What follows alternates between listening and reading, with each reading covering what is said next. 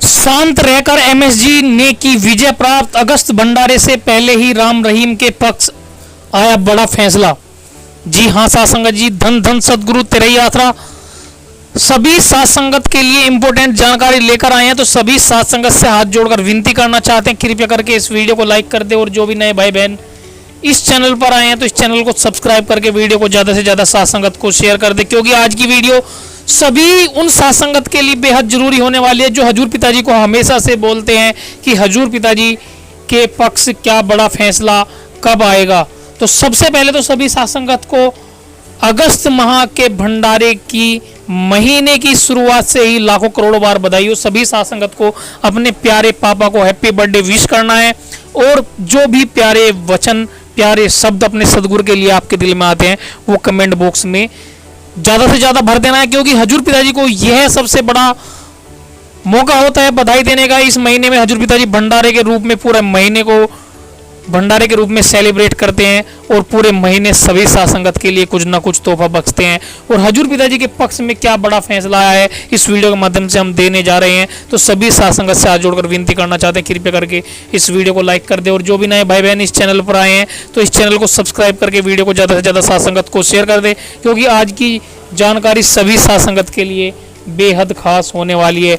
और यह जानकारी सभी साथ संगत के लिए इम्पोर्टेंट इसलिए भी हो जाती है क्योंकि अपने सदगुरु के लिए हम दिन रात मेहनत करते हैं, अपने लिए मेहनत करते हैं, अपने सदगुरु के लिए मेहनत करते हैं। हमारा सदगुरु हमारे बीच में आता है तो हमारे ऊपर परोपकार करते हैं, हमारे ऊपर उपकार करते हैं और उपकार के बदले में हम उन्हें कुछ भी नहीं दे पाते। इसीलिए आप सभी साथ संगत से हाथ जोड़कर विनती करना चाहते हैं उस परमपिता परमात्मा के लिए आपको जब तक वीडियो चलती है तब तक आपको भजन सिमरन करते रहना है और हजूर पिताजी को जहाँ पर भी बैठे हैं वहाँ पर बैठे बैठे सदगुरु को बधाई जरूर देनी है, क्योंकि हजूर पिताजी हमेशा से ही बात बोलते हैं। वो अपने ऊपर पूरे समाज को दिखा रहे हैं कि किस प्रकार से कि हजूर पिताजी को निंदा सुन लेने के बाद भी हजूर पिताजी किस प्रकार से शांत रहे, क्योंकि हमेशा से हजूर पिताजी यही बात कहते हैं कि जो मानव अपनी निंदा सुन लेने के बाद भी शांत है वह सारे जगत पर विजय प्राप्त कर लेता है। हजूर पिताजी सिर्फ ये वचन ही नहीं करते, हजूर पिताजी अपने ऊपर कर भी दिखा रहे हैं कि हजूर पिताजी को किस प्रकार से प्रताड़ित किया गया, किस प्रकार से हजूर पिताजी को की निंदा की गई, लेकिन हजूर पिताजी ने शांत स्वभाव से रहकर किस प्रकार से समाज को दिखाया कि आपके ऊपर अगर कोई कितने भी लालचन लगाए, कितना भी बुरा समय आए तो आपको सही समय का इंतजार करना है और पूरे दुनिया को शांत तरीके से रहकर एक अच्छे कार्य से जवाब देना है, क्योंकि संगत का विशेष ध्यान रखें, क्योंकि सफलता हमेशा अच्छे विचारों से आती है और अच्छे विचार अच्छे लोगों के संपर्क से ही आते हैं। जिस प्रकार से आपने देखा होगा कि कोई व्यक्ति किसी चीज़ की ट्रेनिंग कर रहा है और तब तक वह ऐसे लोगों के पास में नहीं बैठता तो उसे उस बारे में पता नहीं चलेगा, उसकी नॉलेज नहीं मिल पाएगी और वह अपने ट्रेनिंग से वंचित रह जाएगा। उसी प्रकार से अगर सदगुरु परमपिता परमात्मा को आपको पाना है तो आपको लगातार बेस पर सत्संग में जाना होगा, लगातार बेस पर हजूर पिताजी से रिलेटेड वीडियो सुननी होगी और हजूर पिताजी के लिए अपने दिल में हजूर पिताजी के लिए उत्सुकता पैदा करनी होगी। हजूर पिताजी बुद्धिमान के लिए एक वचन फरमाते हैं कि बुद्धिमान वह नहीं है जो बोलना जानता है, असली बुद्धिमान तो वह है जिसे यह पता है कि कहाँ चुप रहना है। आपने देखा होगा कि बहुत सा इंसान बहुत ज़्यादा बकर करता रहता है और वह यह दिखाने की कोशिश करता है कि मैं बुद्धिमान हूँ, लेकिन एक अच्छा व्यक्ति, समझदार आदमी, बुद्धिमान व्यक्ति वह होता है जिसे पता है कि कहाँ पर बोलना है और कहाँ पर नहीं बोलना है। आपने देखा होगा हजूर पिताजी के बारे में लोग इतनी बुराइयाँ करते हैं तो आपको वहाँ पर बोलना उचित नहीं होता। जो कोई बुराई कर रहा है करने दीजिए, लेकिन जब एक सत्संगी भाई यह कोशिश करता है, मान लिया आप सत्संगी भाई है और आपके पास कोई सत्संगी भाई है, वो किसी प्रकार से डेरा सच्चा सौदा के बारे में कोई ऐसी कमी निकालने की कोशिश करता है तो उसे समझाना चाहिए कि नहीं भाई ऐसे ठीक नहीं है, यह इस वजह से कार्य हुआ डेरा सच्चा सौदा में। तो इस तरीके से आपको कहाँ पर चुप रहना है और कहाँ पर बोलना है, यह सबसे ज़्यादा संकेत देता है कि आप कितने बुद्धिमान हैं और कितने नहीं। यदि आप वही करते हैं जो आप हमेशा से करते आए हैं तो आपको वही मिलेगा जो हमेशा से आपको मिलता आया है। आपने देखा होगा कि हजूर पिताजी के लिए हम भजन सिमरन करते हैं, लेकिन हम यह नहीं देख पाते कि हजूर पिताजी हमारे बीच में परमानेंट क्यों नहीं आ रहे हैं। हमने उतना ही भजन किया जितना हजूर पिताजी ने हमें, बल्कि कई लाख गुना हमको हजूर पिताजी ने दिया। आपने देखा होगा हजूर पिताजी के लिए हमने भजन सिमरन करने के लिए 24 घंटे के लिए सिमरन तो ले लिया था। जब पहले नाम चर्चा में सभी साथ संगत के लिए 85 मेंबर 45 मेंबर या जिम्मेवार भाई आए थे, तो उन्होंने बताया था कि आपको लगातार बेस पर हजूर पिताजी को परमानेंट लाने के लिए भजन सिमरन करना है। तो हमने कुछ दिनों के लिए सिमरन भजन सिमरन किया और फिर से छोड़ दिया। बहुत लोग ऐसे हैं, कुछ लोग ऐसे हैं कि जो कंटिन्यू बेस पर उन्हीं वचनों के अनुसार भजन सिमरन कर रहे हैं, लेकिन कुछ लोग ऐसे हैं जिन्होंने थोड़े दिन हजूर पिताजी के लिए सिमरन किया और बाद में छोड़ दिया, और हजूर पिताजी ने उससे कई गुना फल हमें दे दिया। यानी कि हजूर पिताजी ने पैरोल फलों पर आकर यह साबित कर दिया कि हजूर पिताजी हमारे भजन सिमरन को खाली नहीं जाने देते। तो अगर हजूर पिताजी को आप परमानेंट के लिए बुलाना चाहते हैं तो आपको फिर से कंटिन्यू बेस पर, लगातार बेस पर हजूर पिताजी के लिए भजन सिमरन करना होगा। तो सभी सासंगत को अगर कुछ भी वीडियो समझ में आती है तो वीडियो को लाइक कर दिया करें, और हजूर पिताजी को बधाई देनी है और ज़्यादा से ज़्यादा सासंगत को वीडियो को शेयर कर दिया करें। वीडियो को लाइक करके शेयर करके हमें इस बात का एहसास हो जाता है कि आप हजूर पिताजी की वीडियो को जानने के लिए, हजूर पिताजी की वीडियो सुनने के लिए कितने उत्सुक रहते हैं। आपका दिल कितना हजूर पिताजी की वीडियो में लगता है। हजूर पिताजी के इंपॉर्टेंट वचन डेली लेकर आते हैं, आज भी लेकर आए हैं। इन वचनों को भी आपको बड़े ध्यान से सुनना है। इन वचनों को जरूर सुनना होता है, हजूर पिताजी के जो लास्ट में वचन रहते हैं, क्योंकि असली चीज़, असली निचोड़ इन वचनों में ही, हजूर पिताजी के इन इंपॉर्टेंट वचनों में ही होता है। असली संदेश हजूर पिताजी अपने वचनों से देते हैं, किस प्रकार से हमें जीवन में अपने जीवन को अच्छे से व्यतीत करना चाहिए और अपने जीवन में क्या अच्छा करना चाहिए और किस प्रकार से अच्छे कार्यों को टारगेट करना चाहिए। तो सभी सासंग से हाथ जोड़कर विनती करना चाहते हैं, इस वीडियो को लाइक कर दे और वीडियो को लास्ट तक आप हजूर पिताजी के वचन जरूर सुने। चलिए स्टार्ट करते हैं हजूर पिताजी के आज के इंपॉर्टेंट वचन। कलयुग में मालिक की याद में बैठना या मालिक की याद में आना कोई मामूली काम नहीं है। और बातों पे लोग कितना कितना टाइम बर्बाद कर देते हैं, लेकिन मालिक की याद में बैठना कोई मामूली बात नहीं है। पर जो भी साथ संगत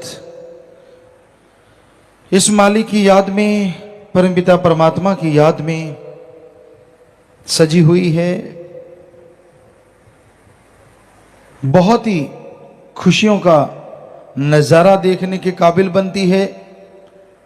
जो भी जीव आके राम नाम में बैठते हैं उन्हें एहसास होता है खुद की कमियों का, खुद के गुणों का, अवगुणों का, और फिर गुणों को ग्रहण करके अवगुणों को छोड़ता हुआ जो इंसान आगे बढ़ता है उसे मालिक के नूरी स्वरूप के नज़ारे मिलने शुरू हो जाते हैं।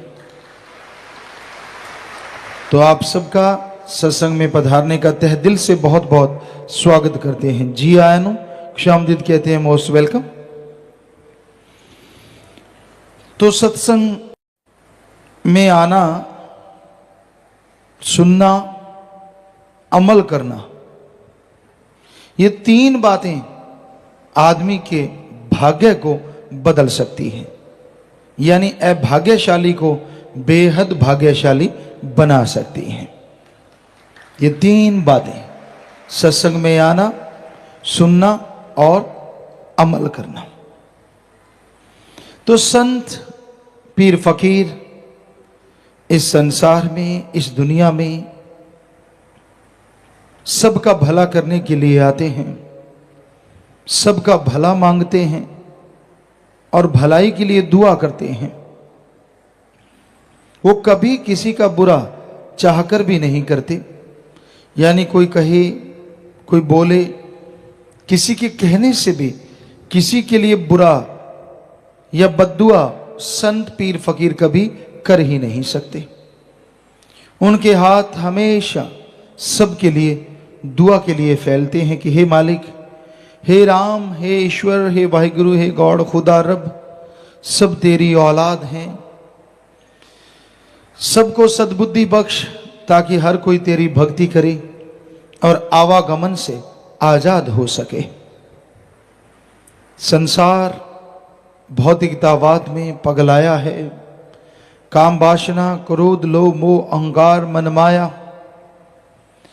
काल ने इन सातों द्वारा जाल बिछाया है और रूपी जीव इनके लालच में बुरी तरह से आया है। दिन रात इन्हीं का गुणगान करता है और इन्हीं में उलझता जा रहा है, और जब बुरी तरह से उलझ जाता है फिर बेहद बेहद परेशान होता है, क्योंकि जो गुनाह हुए, जो बुरे कर्म हुए, उनकी सजा भोगनी पड़ती है। और जब गुनाहों की सजा मिलती है, जब गुनाह भोगने पड़ते हैं, तब व्याकुल तड़फता इंसान सोचता है कि उसके साथ ऐसा क्यों हो रहा है। कोई न कोई पाप कर्म, कोई न कोई बुरा कर्म इंसान ने जो किया होता है, उसका फल जब चुकाना पड़ता है तो आत्मा व्याकुल हो जाती है, मन तिलमिला जाता है और बेहद बेहद दुखी होता है इंसान। तो इंसान को हमेशा मालिक से मालिक को मांगना चाहिए, तो अपने आप मालिक की दया में रहमत मिलती जाती है। संत पीर फकीर मालिक के नुमाइंदे होते हैं। हर जीव को मालिक से जोड़ना, हर जीव को काल के चक्रव्यूह से बाहर निकालना, ये संत पीर फकीरों का काम होता है। मन जब हावी होता है तो ये हकीकत है, बिगड़ा मन गुरु का न पीर का। जब मन हावी हो जाए, मन मनमते लोगों के टोले में फंस जाए, तो बड़े से बड़े भक्त भी गुमराह हो जाते हैं। इसलिए मन से लड़ना सीखो, भक्ति करो, गुरु पीर फकीर पे दृढ़ विश्वास रखो, दृढ़ यकीन रखो, क्योंकि संत गुरु कभी किसी का बुरा सोचते भी नहीं। उनका हर कर्म हर किसी के भले के लिए होता है। भला करना सिखाते हैं, भले के लिए प्रेरणा देते हैं और भला करते रहते हैं। जो जीव संत पीर फकीरों की बात सुन के अमल करता है, यकीनन बेइंतहा उसका भला होता है। आज संसार में हर इंसान सोचता है मैं सुखी हो जाऊं, और ज्यादा सुखी हो जाऊं। तरह तरह की योजनाएं बनती हैं, बिजनेस है, व्यापार है, काम धंधा करना चाहिए, किसी को भी कोई रोक टोक नहीं। हमारा कहने का मतलब, इनसे आत्मिक शांति, आत्मिक आनंद या परमानंद पाया नहीं जा सकता। ठीक है, शरीर के लिए, परिवार के लिए आप कमाएंगे, वो भी मेहनत से, हक हलाल से, तो बेहद खुशियां रहेंगी। और कहीं आप बुरे कर्मों से, पाप गुनाहों से कमाते हैं, तो वो दौलत आपके लिए एक तरह का चक्रव्यूह बन जाएगी, जिसे आप छोड़ तो नहीं पाएंगे, पर दुखी दुखी दुखी होते रहेंगे। जब आदमी गुरु संत पीर फकीर की सुनता नहीं, मन मते और लोग और मन के कहने चलता रहता है, तो दुखी होता है। संतों को कभी किसी से कोई दुश्मनी नहीं होती। क्यों होगी दुश्मनी? किस लिए होगी? वो तो सबका भला करते हैं। उनका आसन ही ऐसा होता है कि चाहे कोई उन्हें गालियां दे, बुरा कहे, गलत बोले, फिर भी उसके लिए दुआ करते हैं। कोई भी बात कहते हैं जीव को समझाने के लिए, मालिक से किए गए कौल इकरार याद करवाने के लिए, और उनका कोई मकसद किसी को डराना, बहकाना या गलत रास्ते पे ले जाना नहीं होता। तो इसलिए भाई, संतों के वचन सुन के उन पे अमल जरूर करना चाहिए।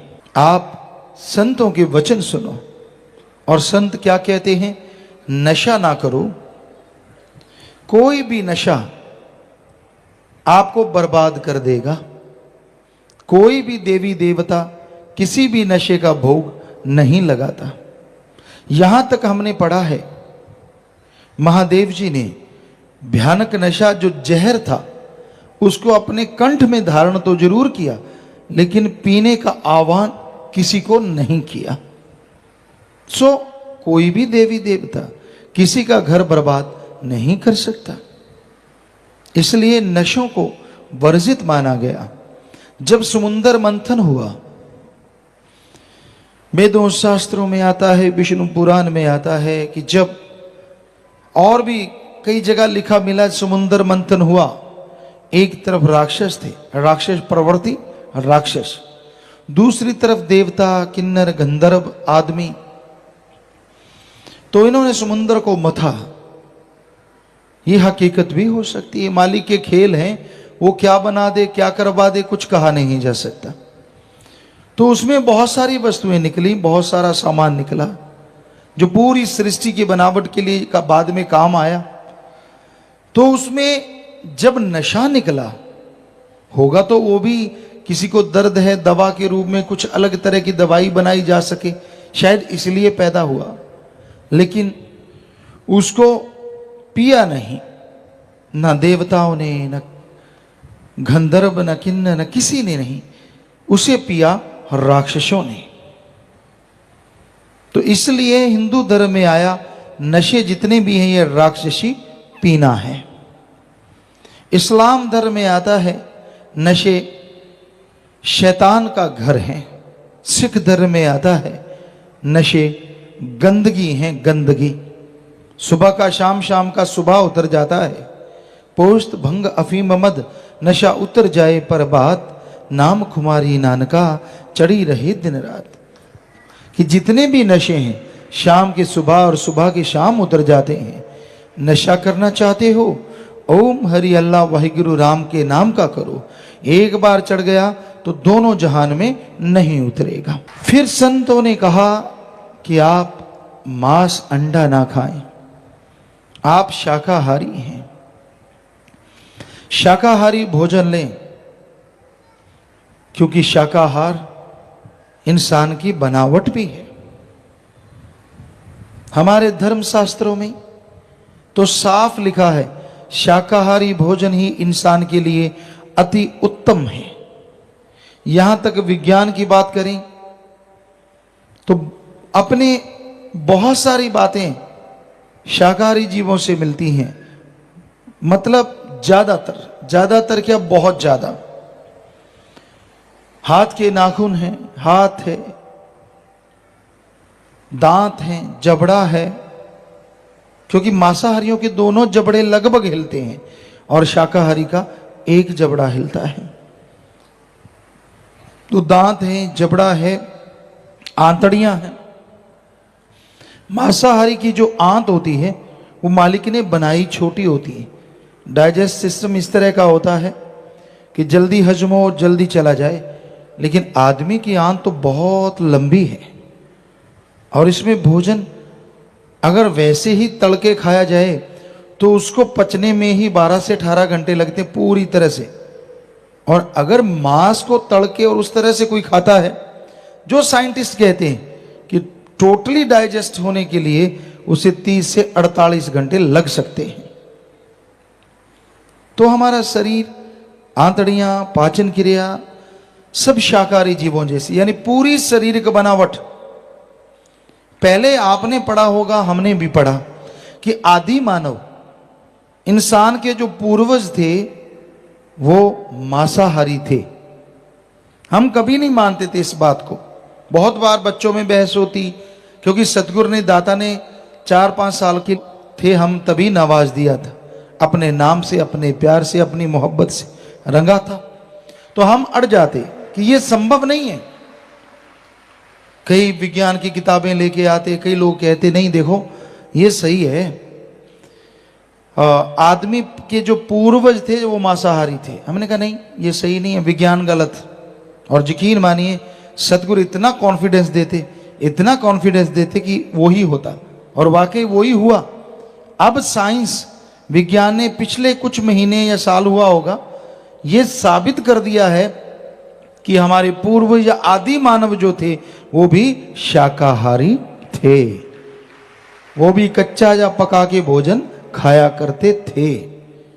तो हमने बहुत पहले ये बात कही थी कि ये हो नहीं सकता, ये गलत है, ये विज्ञान की थ्योरी गलत है।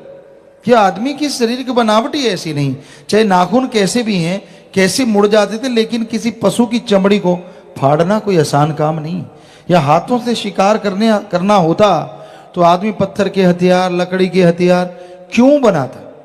असल में वो पशुओं को मारने के लिए नहीं, आत्मरक्षा के लिए वो हथियार बने थे, जिसे विज्ञान ने कहा शिकार के लिए बने। जी नहीं, हम इसे भी गलत साबित करते हैं। वो शिकार के लिए हथियार नहीं बने थे, जो पत्थर के बने या लकड़ी के पहले बने, बाद में लोहे के बने, वो आत्मरक्षा के लिए। क्योंकि मांसाहारी शेर, चीता वो आदमी को भी खाना चाहते थे, उनका तो भोजन है। तो आदमी लड़े, कोशिश की अपने नाखूनों से, अपनी पावर से, तो उनको जीत नहीं पाए। फिर उन्होंने अपने दिमाग का इस्तेमाल किया और उस दिमाग से उन्होंने ऐसे ऐसे हथियार बनाए जो उन पशुओं को पछाड़ने लगे। और आदमी गुस्सा इतना आया कि वो पछाड़ता ही नहीं था, उनको खाने भी लगा। पर जैसे जैसे गुरु आते गए, गुरुओं के संपर्क में वो आते गए, क्योंकि मालिक के प्यारे तो आते ही रहे, तो उन्होंने उनको समझाया कि ये गलत है, ये तो पशुओं का खाना है, हम अलग हैं, पशु अलग है। तो कुछ लोग, क्योंकि शुरू में तो अन्न ही खाते थे, पका के खाते थे, कच्चा खाते थे, ज्यादातर कच्चा खाते थे। तो फिर जब उनको गुस्सा आता कि पशुओं ने हमारे ऐसे मार दिया, ऐसे, तो पशुओं को वो खाने लगे थे। और फिर गुरुओं ने, संतों ने आके समझाया, गुरु आते रहे, संत आते रहे, तो फिर लोगों ने धीरे धीरे चीज छोड़ दी। और आज तो करोड़ों में है जो शाकाहारी हैं, जो बाकी मालिक की उस कुदरत की बनावट को बिल्कुल सार्थक कर रहे हैं और मान रहे हैं। तो मांस अंडा नहीं खाना चाहिए। मांस में कोई ज्यादा ताकत नहीं होती। अंडे में 13 से 15% प्रोटीन है और चिकन में हमारे ख्याल से 20 से 23.5% प्रोटीन होगा। जबकि दालें हैं, मूंगफली है, इनको अगर माने तो इनका 25 से 30% प्रोटीन इनमें पाई जाती है, जो शरीर को मसल बनाती है, पावरफुल बनाती है। तो शाकाहारी चीजों में ताकत ज्यादा है।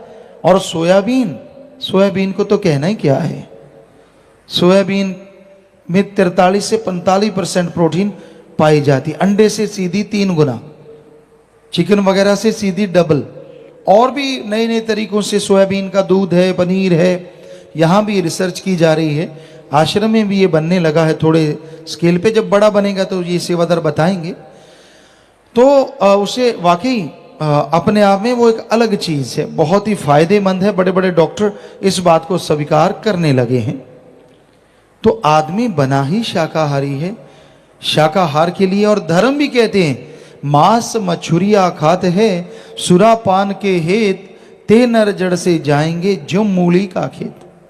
जमींदार भाई जानते हैं, गाजर मूली बो दो खेतों में, और जब उस फसल को लेते हैं तो खेत में बकाया क्या रहता है? कुछ बाकी चीज रह जाती है? जी नहीं, क्योंकि वो गाजर मूली को खींचते हैं तो वो खेत में कुछ भी नहीं रहता। उसी तरह जो मांसाहार का आहार करते हैं वो मालिक की निगाह से दूर हो जाते हैं और जन्मों जन्मों के चक्कर में, फेर में अटक जाते हैं, निशान उनका खत्म हो जाता है। इसलिए मांसाहार नहीं करना चाहिए। आज दुनिया के बहुत से लोग, बहुत जगहों पे ऐसा होने लगा है, आदमी का मांस खाने लगा है। बच्चों को, छोटे से बच्चे होते हैं, मां के गर्भ से निकाला जाता है, उनका कहीं सूप बनाते हैं, कहीं अचार बनाते हैं, कहीं डिब्बाबंद मांस बनाया जाता है। उसमें आदमी के बच्चे को साफ करता है काट के, फिर उसको तलता है, भूनता है। डिब्बा बंद मांस औरतें भी खरीदती हैं, आप देख सकते हैं। इनका अचार तक डाला जाता है छोटे से बच्चे का। मां के गर्भ से 5 महीने का होता है तब उसको निकाला जाता है। जी आप देख सकते हैं कैसे ये मांस खाया जा रहा है। तो बेहद दर्दनाक है ये मंजर। अगली तस्वीर में आप देखेंगे कि कैसे उन बच्चों का सूप बनाया जाता है। उन बच्चों को साबुत ही उबालते हैं, जैसे टमाटर का बाकी और वेजिटेबल सूप बनता है, इसी तरह उनको उबाला जाता है और उनका सूप खोपड़ी का, शरीर का निचोड़ के सारा सूप बना देते हैं, स्किन वगैरह उतार के, जो भी फालतू की चीज़ें, हड्डियां निकाल के। आप देख सकते हैं एक प्याली में नन्ही सी खोपड़ी भी है इस फोटो में। क्या हाल है! क्या राक्षस तौबा नहीं करते होंगे? ये तो हमारे भी बाप है, ऐसा तो हमने कभी सोचा भी नहीं। कहते हैं इसमें ताकत बड़ी होती, जो कि बकवास है, सब झूठ है, ये सही नहीं है।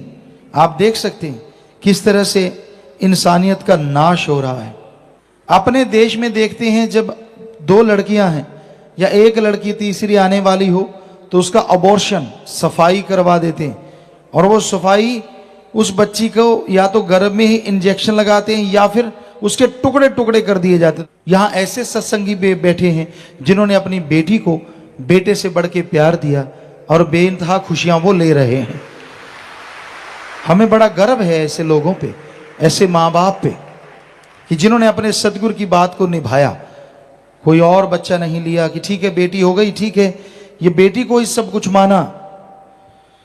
तो भाई आइंदा आप कोई भी ना तो भ्रूण हत्या करेंगे ना करने देंगे, ये आपसे प्रार्थना है। तो आप हाथ खड़ा करके कसम खाएं कि हम किसी भी किस्म की कोई भ्रूण हत्या नहीं करेंगे ना करने देंगे। तो मालिक आपको बेइंतहा खुशियां बख्शे, घर में खुशियां आए और मालिक से ओढ़ निभे। सबको बहुत बहुत आशीर्वाद। हाथ नीचे कर लीजिए। तो बेहद खुशी होती है जब आप वायदा करते हैं। आप नहीं करते कोई बात नहीं, करने भी ना दें, आजकल कानून बन गए हैं। बल्कि हम सारी साथ संगत से कहते हैं, कहीं भी कोई बेटी को मारने जा रहा है आप उससे ले लीजिए और हमें दे दीजिए। आपको पता है यहाँ शाही बेटियां बसेरा है, उनका पालन पोषण करेंगे, एसी रूम से इनके बढ़िया गाड़ियों पे स्कूल जाते हैं। तो जहां हमारी करोड़ों बेटियां हैं, कुछ और बेटियां आ जाएंगी तो कुछ फर्क पड़ने वाला नहीं है। ये आपसे गुजारिश है। तो भाई ये मांसाहार इंसान को शैतान बना रहा है। फिर तीसरा परहेज, पर नारी पैनीशुरी मत को इलायो अंग, रावण के 10 शीश गए पर नारी के संग। इस्लाम धर्म में पवित्र कुरान मजीद शरीफ में लिखा है, जायज रिश्ता अख्तियार करो, नाजायज रिश्ता दोजख की आग में जलाएगा। अगर ऐसी हराम खोरी करोगे तो दोनों जहां में दोजख की आग जलाती रहेगी। यानी कैरेक्टरफुल बनिए। आप पति पत्नी का रिश्ता जायज है, इसके अलावा कोई भी रिश्ता कहीं भी आप इस तरह का जोड़ते हैं तो वो नाजायज है। ऐसा ना करें, ये महापाप है। 1 लाख पूत 1.25 लाख नाती, 13 घर दिया ना बाती। जिसके 1 लाख बेटा 1.25 लाख नाती थे, उसने सीता जी को उठाया पर नारी, तो उसका हश्र क्या हुआ? क्योंकि सीता जी नहीं चाहते थे, वो तो अपने राम के पुजारी थे और रावण ने उठाया, जबरदस्ती की उसके साथ। और फिर उसका हश्र 1 लाख पूत 1.25 लाख नाती, 13 घर दिया ना बाती। तो ऐसा हश्र हुआ, इतना बुरा हश्र हुआ। ये बात हकीकत में है, यही सच्चाई है। सिख धर्म में भी आता है, रिश्ते इंसानों में होते हैं, पशुओं में न के बराबर। जिस दिन आदमी पशु बनेगा, इधर भी नरक उधर भी नरक। और एड्स या भयानक बीमारियां जो आ रही हैं, ये पशु से आई हुई बीमारियां हैं। आदमी यहां भी भोग रहे हैं और आगे भी भोगेंगे। 80-80, 100-100 किलो के नौजवान आते हैं, यहां कई बीमार आते हैं, 40 किलो वजन रह गया, नर कंकाल, मौत मांगते हैं, मौत नहीं मिलती। ऐसी भयानक बीमारियां। तो ये बुरे कर्म ना करो। ये हमारे दाता रहबर, मालिक, कुल मालिक रहबर साईं मस्ताना जी महाराज, शास्त्रधाम जी महाराज ने हमें शिक्षा दी और अब वो ही बुलवा रहे हैं। हम तो खाकसार चौकीदार, आपके सेवादार हैं जी। तो इन बुराइयों से परहेज करो। और आज आपको ये बताएं, यहां तक बेटियों की चर्चा हुई, हम दावे से कहते हैं, अपने तजुर्बे से कहते हैं, सतगुरु हर तरह का तजुर्बा करवा रहा है। हमने बेटे भी बना बना देखे, सभी बेटे हैं आप और बेटियां भी, तो बेटे भी कम नहीं हैं। पर अगर ये समाज को देखें, ये समाज पुरुष प्रधान है, इसमें बेटे आगे आ रहे हैं, कोई छोटी बात तो नहीं, बहुत बड़ी बात है। लेकिन हमारी बेटियां जो परमार्थ में, सेवा में, नेक कामों में आगे बढ़ रही हैं, ये बेमिसाल बात है, बेमिसाल। शायद पूरे छोटे बेटे हैं आप और बेटियां भी, तो बेटे भी कम नहीं हैं। पर अगर ये समाज को देखें, ये समाज पुरुष प्रधान है, इसमें बेटे आगे आ रहे हैं, कोई छोटी बात तो नहीं, बहुत बड़ी बात है। लेकिन हमारी बेटियां जो परमार्थ में, सेवा में, नेक कामों में आगे बढ़ रही हैं, ये बेमिसाल बात है, बेमिसाल। शायद पूरे देश में ऐसी मिसाल नहीं होगी।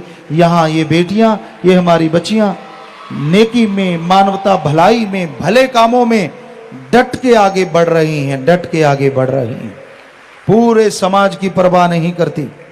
क्या क्या इल्जामात नहीं लगाए जाते इन पे, क्योंकि लड़की पे लगाना बड़ा आसान होता है, उस पे थोप देना, ये ऐसी है, ये वैसी है, ये वो करती है, ये फला करती है। लड़की किसी को कहे तो भी लोग मानते जल्दी हैं। क्या क्या नहीं किया गया, समझदार को इशारा काफी। लेकिन इनके हौसलों को कोई राई भर ना डुला पाया, और मालिक से दुआ ना कोई डुला पाए। इतने हिम्मत मालिक ने दी, इतनी रहमत है, जो मानवता के लिए निकल लिए। बेप्रवाह जी ने वचन फरमाए हैं, बन के प्रेमी फिर दिल नू डुलाना की, अगे नू बधा के पैर पिछे नू हटाना की। हमें मान है हमारी इन बच्चियों पे, हमारी बेटियों पे और बेटों पे भी, क्योंकि जवानी आज इतना कुछ कर रही है। नौजवान क्या क्या नहीं गुल खिला रहे, नशे करते हैं गंदे से गंदा, और वैश्यावर्ती करते हैं, समलैंगिकता में सभी तरफ से बुरा हाल है। पर धन्य ये जवानियां दोनों तरफ की जो इतनी आगे बढ़ रही हैं।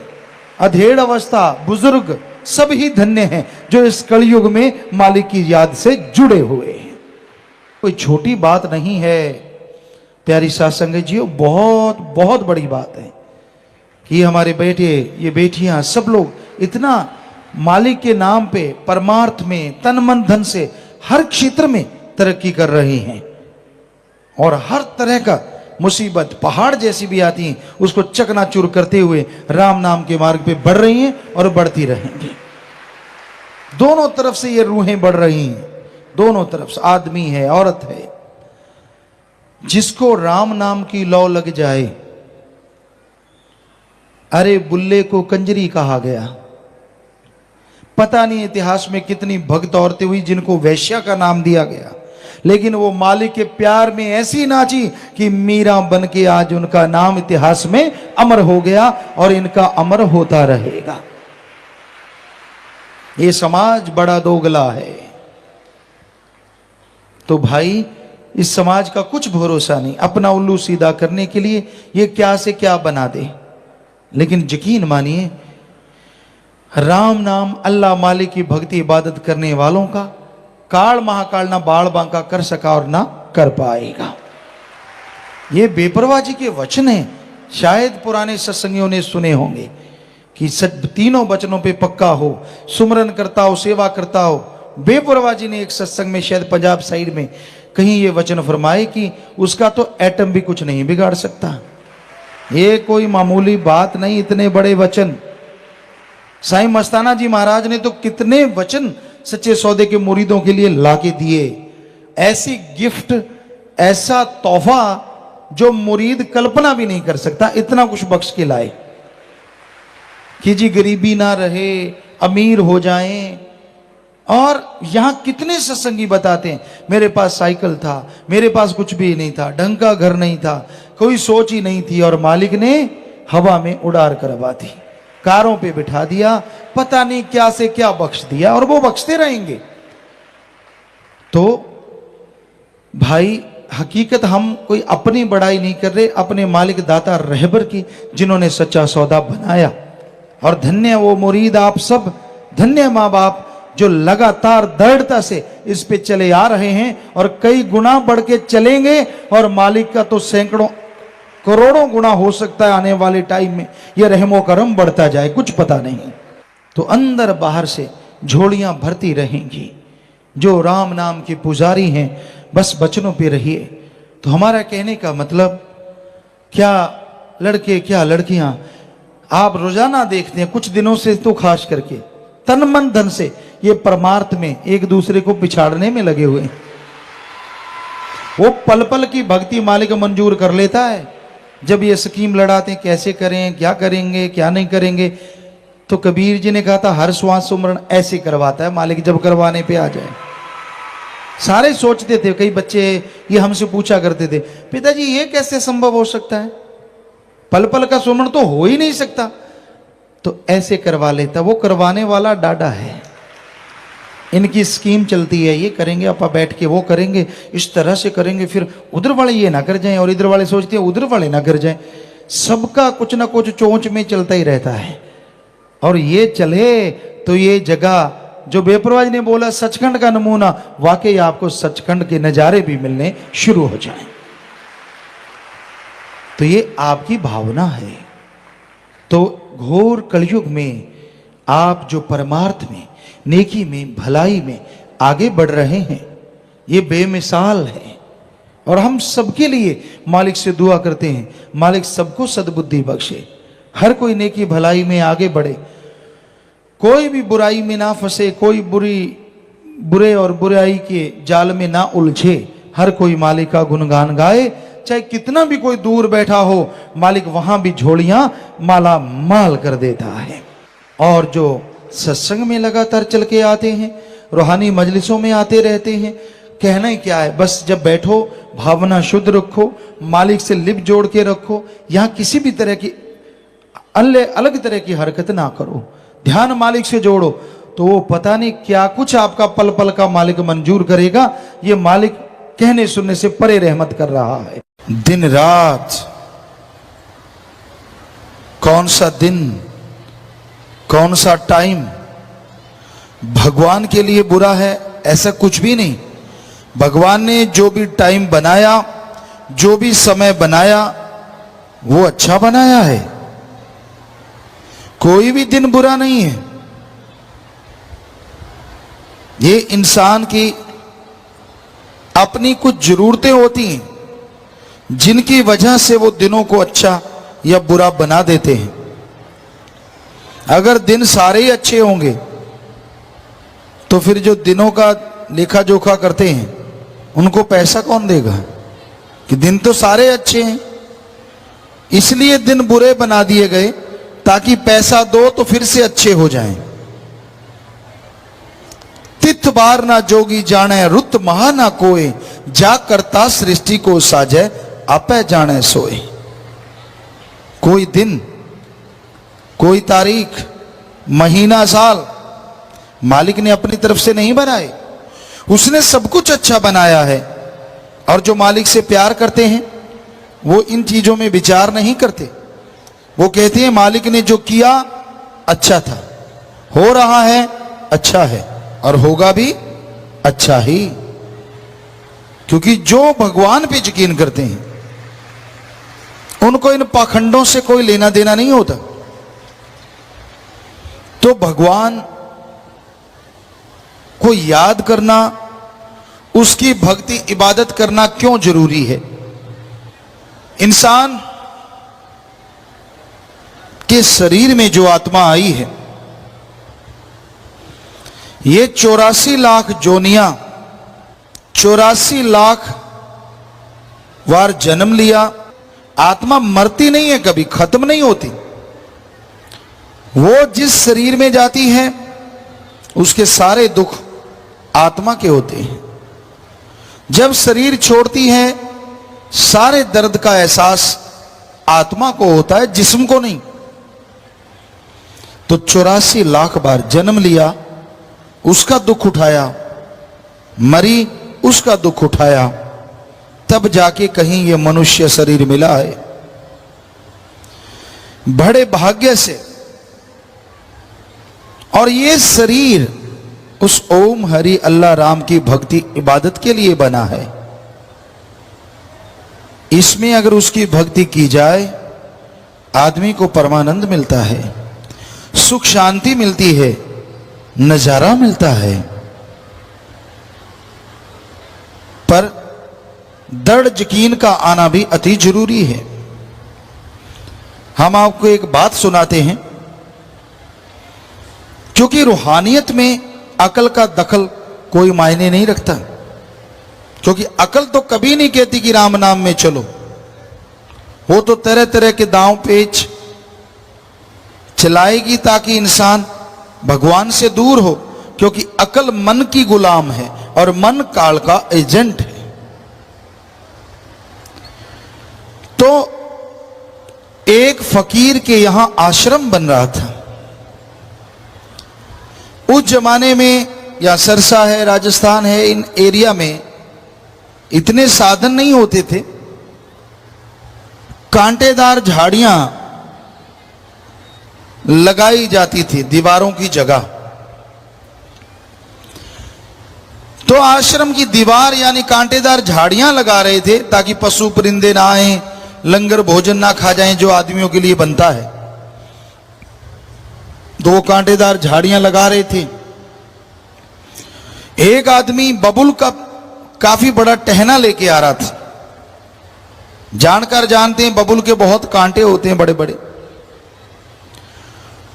खींच के ला रहा था। सामने से गुरुजी आए, कहने लगे भाई क्या कर रहा है?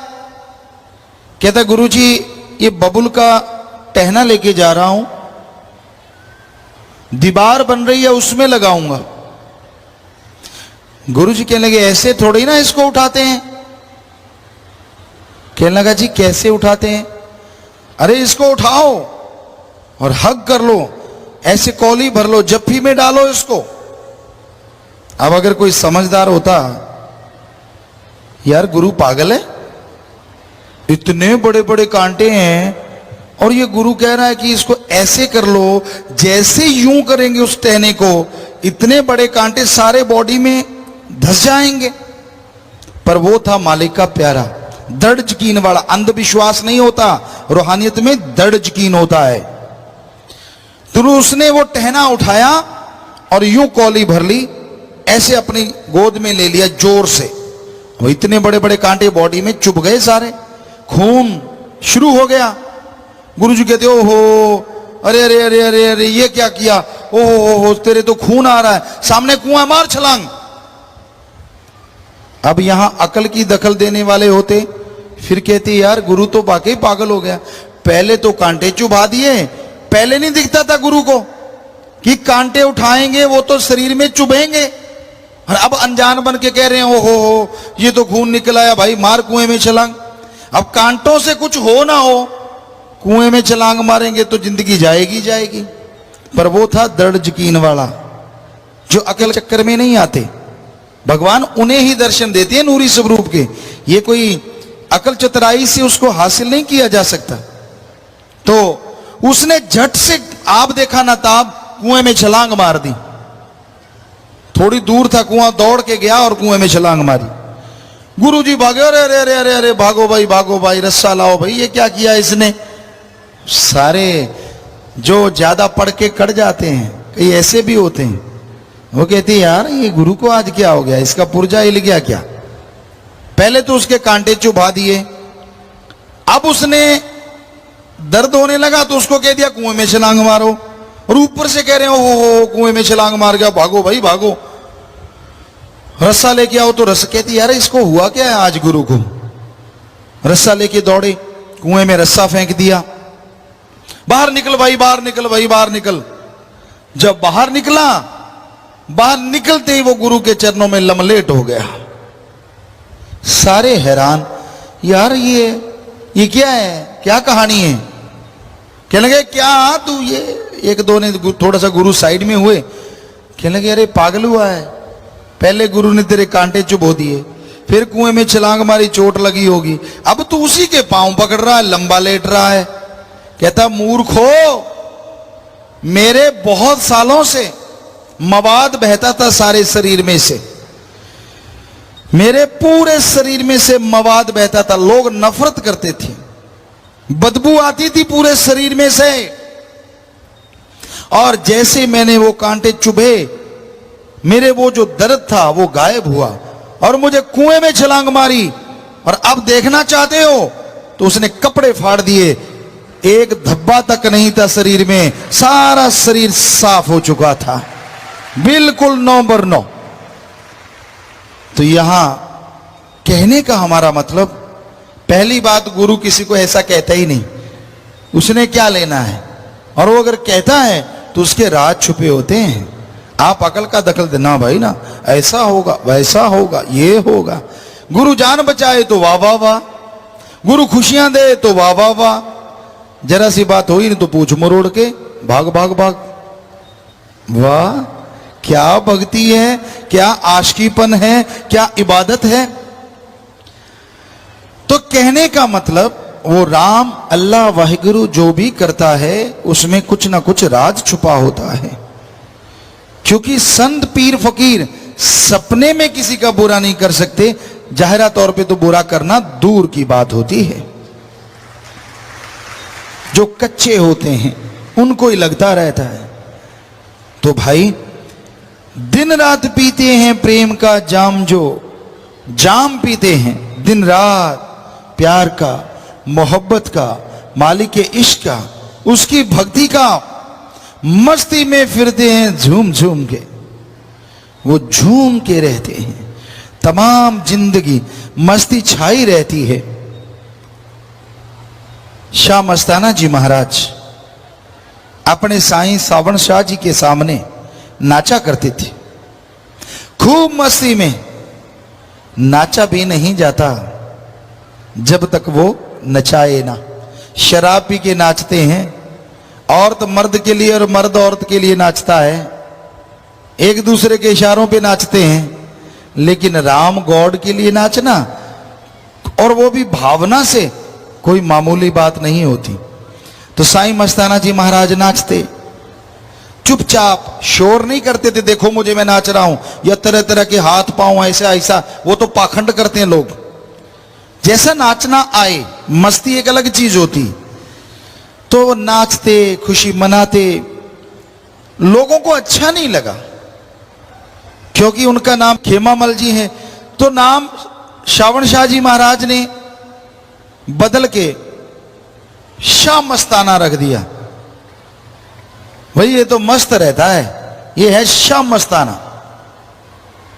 अब लोगों के तो आग लग गई, कहते हमें इतने साल हो गए, हमें तो ये किताब मिला नहीं।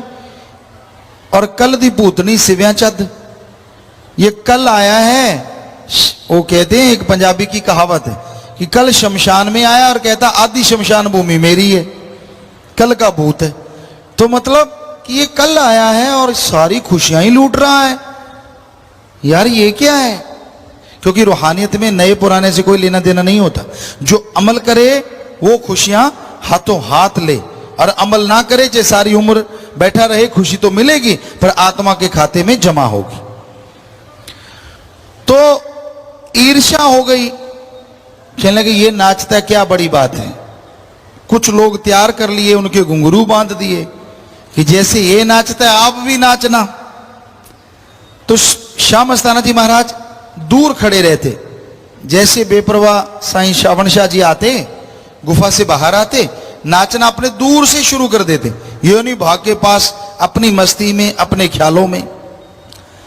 तो वो भी खड़े हो गए, जैसे साईं सावण शाह जी आए उन्होंने नाचना शुरू किया। सावण शाह जी कहने लगे अरे अरे ये कौन है? वो साथ ही थे जिन्होंने उनको तैयार किया था कि इनको भी किताब मिली, ये अकेला थोड़ा ही है। कहते जी आपके प्यार के मस्ताने हैं। सावण शाह जी मुस्कुरा के, क्यों पता था कि इन्हीं की उंगली लगाई हुई है, मुस्कुरा के कहने लगे शाह मस्ताना तो एक ही है, बाकी तो सारा पखंडी है। पल में पोल खुल गई, बेचारे छोटा सा मुंह, उल्टा और किताब मिल गया पखंडी। थोड़ी बहुत भक्ति थी वो भी चली गई। सो कहने का मतलब, मालिक के आशिक घबराया नहीं करते किसी भी बात से, उन्हीं को ही रूहानी दर्शन होते हैं, उन्हीं का ही 10वां द्वार खुलता है, जिनको दर्द यकीन होता है, और उन्हीं की हर कुलों का उद्धार होता चला जाता है। जो गुजर गई उनका भी और आने वाली पीढ़ियां भी जुड़ती चली जाती हैं और उनका उद्धार होता चला जाता है। जो जरा सी बात पे पूंछ उठा ले, रूहानियत में तरक्की नहीं होगी।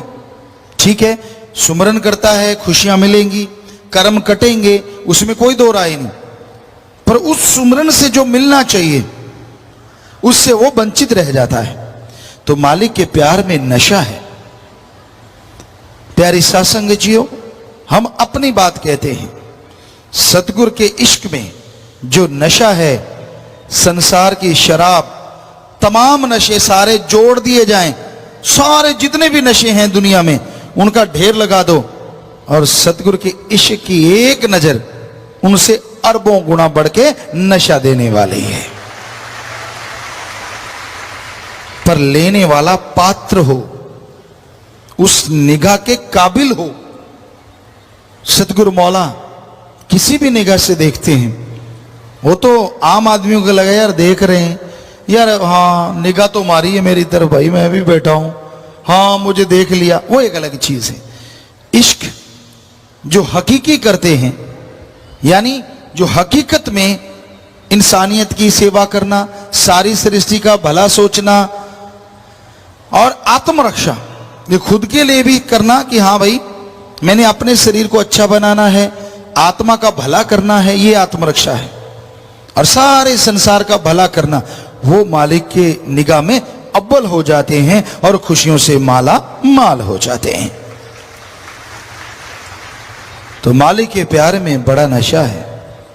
ये तो वो कंट्रोल करवाता है, वरना आदमी नशे में इतना लट्टू हो जाए, ना तो बात करने को दिल करे, ना किसी को देखने को दिल करे, क्योंकि जो मस्ती चढ़ती है, जो दर्शन होते हैं, जो नजारा आता है, उसके सामने सब गंदगी नजर आती है, बाकी सब समान, सिर्फ वही वो मजा देने वाला होता है। पर उसने काम लेना होता है अपने भक्तों से, अपने प्यारों से, तो उन्हें नशा भी देता रहता है और दुनिया में भी काम धंधे में लगा के सबका भला करवाता रहता है, ताकि सृष्टि का भला हो और बिछड़ी हुई आत्मा मालिक से वापिस जा मिले। जो तन लागी सो तन जाने, दूजा का जाने पीड़ पर आई। जो तन लागी, जिसको भगवान का, राम का प्यार लग जाता है ना, वो जानता है प्रभु प्रेम में क्या नशा है, क्या लज्जत है, क्या खुशियां हैं, कैसे बेवजह के गम दुख दर्द चिंताएं पल में उड़ जाती हैं, कैसे कैसे मालिक के रहमो करम का वो हकदार बन के दुनिया के हर अच्छे नेक कामों में सफलता हासिल करता है, और कैसे परमानंद की प्राप्ति होती है और हमेशा अंदर सुरूर और चेहरे पे नूर छाया रहता है।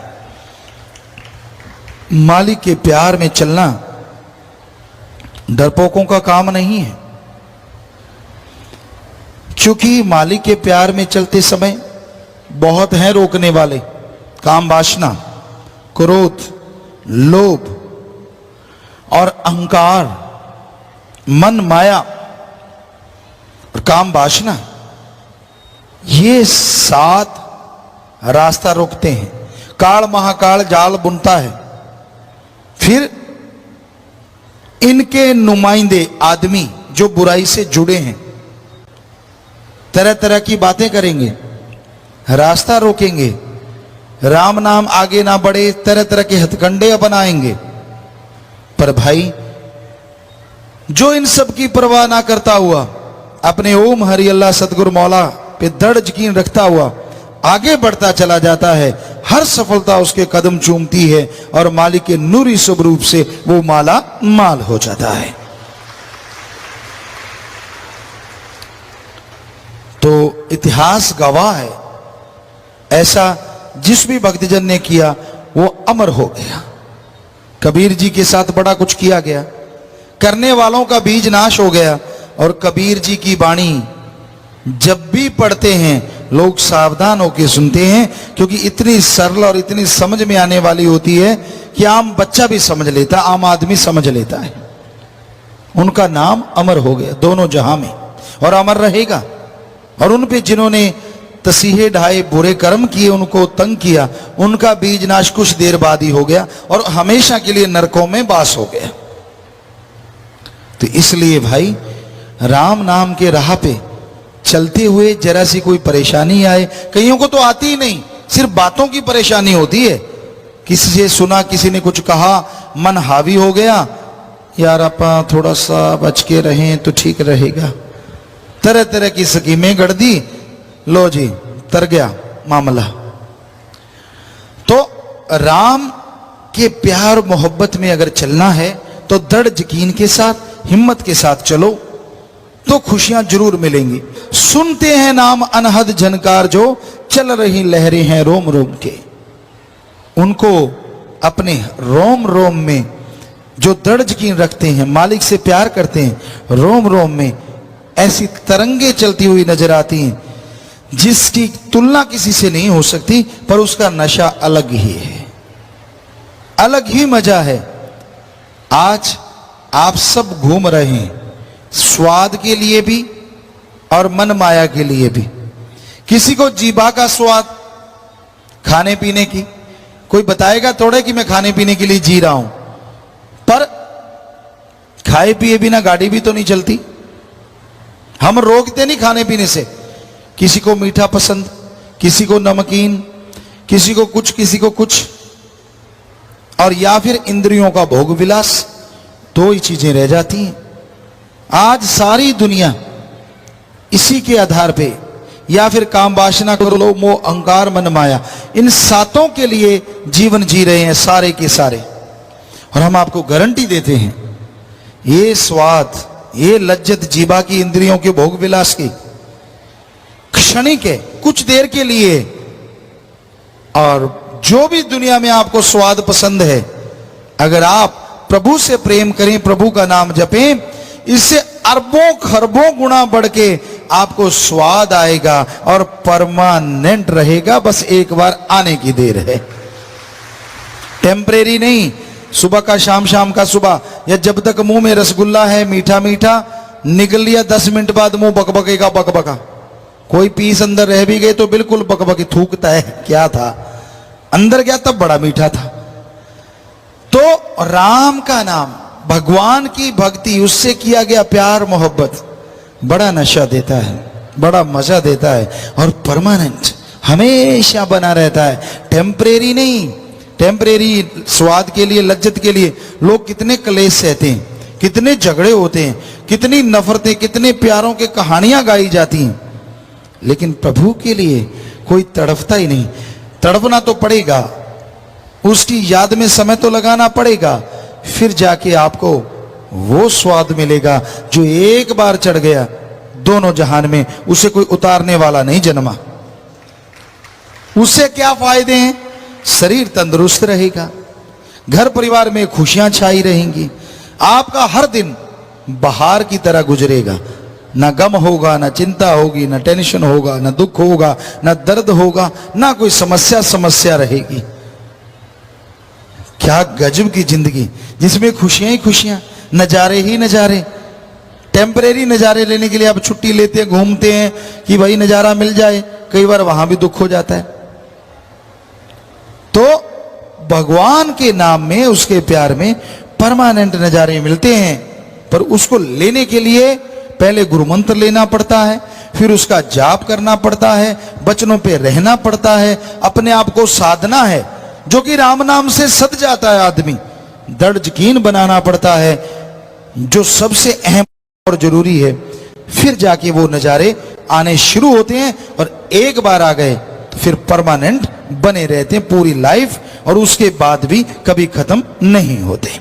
मजाजी शराब के चाहे 100 मटके, प्रेम की घूंट बराबर नहीं। हाफिज दीवान भी ये फरमा गए, प्रेम नशे में फिरे झूम झूम के। हमारे धर्मों में बताया गया, हिंदू धर्म में लिखा है, मीठा शहद, गुड़, चीनी, घी, दूध सब मीठा है। हे प्रभु, पर तेरे नाम में, तेरे प्यार में जो मिठास है, उसके सामने ये दुनियावी मिठास तुच्छ है। नशे बहुत हैं, शराब, अफीम, भांग, तंबाकू, बहुत सारे नशे हैं, पर ये नशे राम नाम की एक घूंट के बराबर कहीं भी नहीं ठहरते, गंदगी नजर आते हैं। और यही इस्लाम दर में सूफी संत कहते हैं, हे अल्लाह ताला, दुनियावी शराब के हजारों मट भरे हों और अल्लाह की इबादत, उसकी मोहब्बत में गुजरा एक पल, वो एक पल अरबों खरबों दर्जे ज्यादा नशा देने वाला है। तो ये नशे लज्जत देने वाले हैं, ताकत देने वाले हैं। वो नशे जो प्रभु की याद में पैदा होते हैं, वो नशे जो प्रभु की भक्ति में पैदा होते हैं।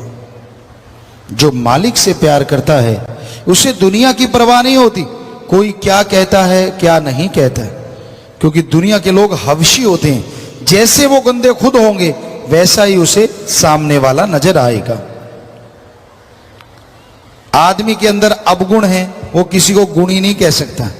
आदमी अगर खुद बुरे कर्म करता है, किसी को अच्छे कर्म करने वाला मान नहीं सकता, हमेशा यही कहेगा वो भी बुरा है, वो भी बुरे कर्म करता है, वो भी गलत कर्म करता है। ये एक तराजू है, जैसा इंसान खुद दूसरे को उसी तराजू में तोलता है, दूसरे को उसी तरह का मानता है। तो इसलिए भाई अपने आप को साफ करो, अपने अंदर के अवगुणों को दूर करो, तभी प्रभु की प्राप्ति होगी, तभी मालिक की कृपा के काबिल बनोगी और तभी मालिक के प्यार मोहब्बत को आप हासिल कर पाओगे। प्रभु प्रेम में जो नशा है, जो ताकत है, वो लिखने सुनने से परे की बातें हैं, कहने सुनने से परे की बातें। वो महसूस होता है, उसे उसका एहसास किया जा सकता है। हाफिज दीवान भी ये फरमा गए, प्रेम नशे में फिरे झूम झूम के। प्रेम का नशा और प्यार मोहब्बत में झूमना कोई आसान काम नहीं है। शराब पी के लोगों को झूमते देखा और इतना बुरी तरह से झूमते कि गोबर में पेशाब में कुश्ती करते देखा है। विवाह शादी में जाते कई लोग वहां नशा कर लेते और यहां पशु वगैरह बांधते हैं, वहां गिर जाते और फिर बस गोबर से लथपथ, या इतना नशा करते कि खुद के टट्टी पेशाब बीच में निकल जाता। लोग उसे पास में जोहड़ होता उसमें डाल देते, यार इसको धो दो, कोई ना कोई धोने वाला मिल जाता। फिर उसको बस की पिछली सीट पे, हमने अपनी आंखों से देखी हुई बात बता रहे हैं आपको, बस जाती बारात में और बस की जो बिल्कुल पीछे वाली सीट होती है, लंबी सी पहले हुआ करती, तो चार लोग पकड़ते, 1 2 3 चल बारी के अंदर से पार। सिर लगता, कहीं पैर लगते, चोट लगती, वो थोड़ा सा ऊं करता, 2 लोग उठा के उसके वहां रख देते, बस 2-3 सीटें आगे वाली खाली रहती, क्योंकि बदबू से बुरा हाल होता था। बस चल पड़ती, कभी नीचे गिर गया, फिर 2 लोग उठा के ऊपर रख देते, करते गिरता पड़ता घर आ जाता उनका। उनके घर में ऊंट गाड़ी पे या बैलगाड़ी पे बिठा के छोड़ आते कि लो जी अपने वाले को संभालो।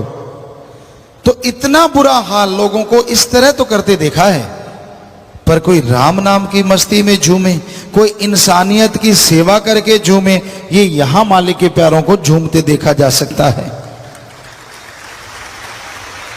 जिनके अंदर प्रभु का प्यार है, जिनके अंदर वो मस्ती आती है। शादी में जाएंगे, नाचना नहीं आता हो, अब ससुराल में गए हैं,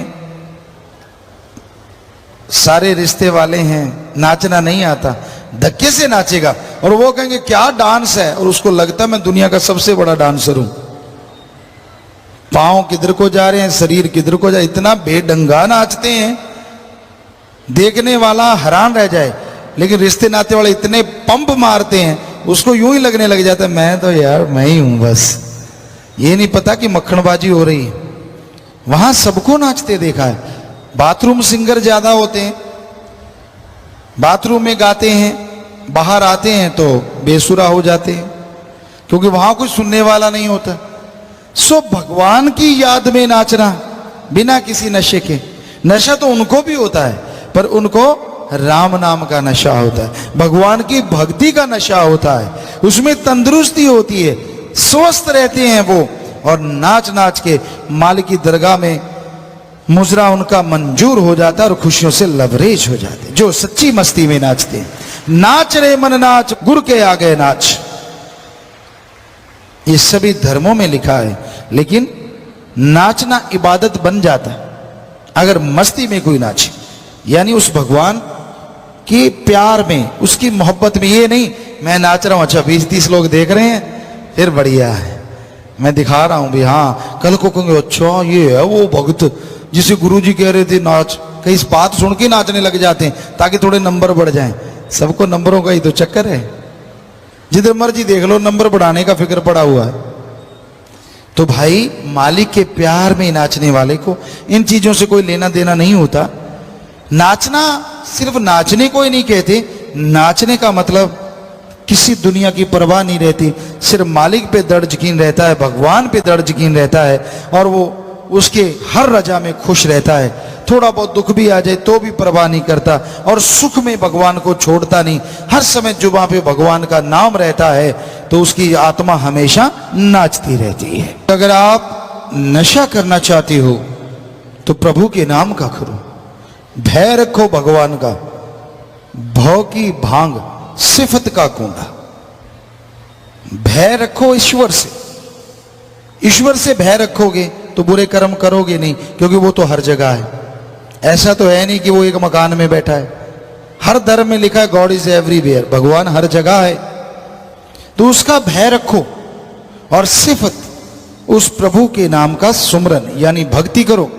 ज्ञान का किया डंडा, ज्ञान जोगी बनो। जब तक ज्ञान नहीं, कर्म करोगे बुरे भी कर सकते हो। कर्म के बारे में ज्ञान होगा तो कर्म जोगी बनोगे और ज्ञान जोगी बनोगे। शब्द, अमृत शब्द, वो शब्द जो गुरु पीर फकीर गुरु मंत्र, कलमा, मेथड, मेडिटेशन देते हैं, उसका जाप करने से अंदर से वो शब्द, वो धुन प्रकट होगी, और जब वो धुन प्रकट हो जाएगी तो आपको वो अमल, वो नशा चढ़ जाएगा जो अखंड, यानी जिसका कभी खंडन नहीं होता, दूसरे शब्दों में जो कभी उतरता नहीं। ऐसा है राम नाम का नशा। बाबर बादशाह ने भांग दी थी गुरु नानक देव जी को, भांग पी लो, तब उन्होंने ये शब्द बोले थे, ए कलंदर ये गंदगी क्या पीनी है। बाबर बड़ा जबरदस्त था, उसके ही राज में, उसी के महल में सारे दरबारियों के सामने कहना कि ये तो गंदगी है, क्योंकि बाबर रोज पीता था भांग सुबह शाम। ये कोई छोटी मोटी बात नहीं, पर फकीरों को किसी से डर नहीं होता, वो सच कह के छोड़ते हैं। तो उन्होंने कहा, ए बाबर, ए कलंदर, ए राजा, ये तो गंदगी है। फिर ये बोला था कि नशा करना है तो ओम हरि अल्लाह राम के नाम का करो, जो एक बार चढ़ा तो दोनों जहां में कभी उतरता नहीं।